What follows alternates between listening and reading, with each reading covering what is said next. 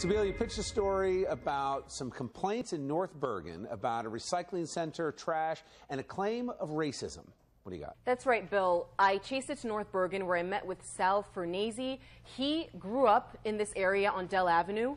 It used to be a garbage dump, then it became a recycling plant, and since the age of 12, he's been playing around this area, around the tractor trailers, around the containers, and now he believes that it has affected his health. He believes the reason why is because there's asbestos in the air. Now, the company there is Lincoln Recycling, but the previous company there was called Eagle Recycling, and they were fined extensively by the town of North Bergen to the point of being drawn into bankruptcy. And here are some documents just to give you some context. According to the township of North Bergen, Eagle Recycling, the way they operated constituted a clear danger to human life. And also the EPA looked at their practices and said, quote, based on an inspection, we believe that the handling, storage, and disposal of asbestos waste at the Eagle facility may pose an imminent and substantial endangerment to health and the environment. So the community, they actually did a protest in front of the plant. They want it closed. And they were wearing gas masks and signs where they were saying Mayor Sacco is anti-Hispanic and Mayor Sacco corruption. They basically blamed the mayor for this situation. Most of the people that live around here, we are 80% Hispanic. Most of the people that work for Sacco, they're not Hispanic, they're Italians. Most of them. I mean, and I say Italians because of their last name, not because I know some of them. Okay, but most of them they're not Hispanic.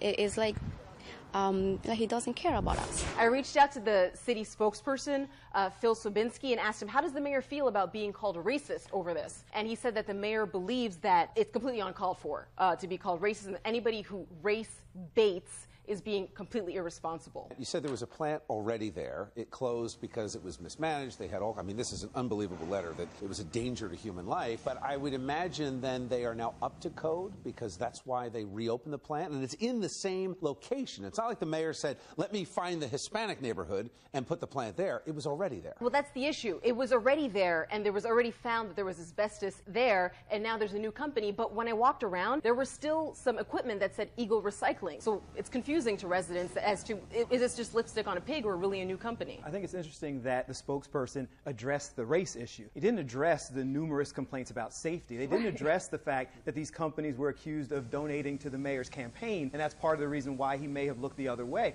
And so I tend to agree. If it's a racial issue, then talk about it, but it seems like there's 1,000 legitimate, provable gripes here that never enter into race. They did mention the fact that this company, Eagle Recycling, did give thousands of dollars in contributions to the mayor and the Democratic organization. Although there's another question here. You know, you've got plenty of landfills where you can put this trash that are far removed from residential areas. Maybe it's time for these folks to start talking about whether these recycling programs are smart business for a town like that. Certainly if you're getting letters that say it constitutes a clear danger to human life, causing a plant to be shut down. I'm curious why we're having this kind of discussion with a trash disposal plant in the middle of a residential neighborhood. Hispanic, white, black, does it matter?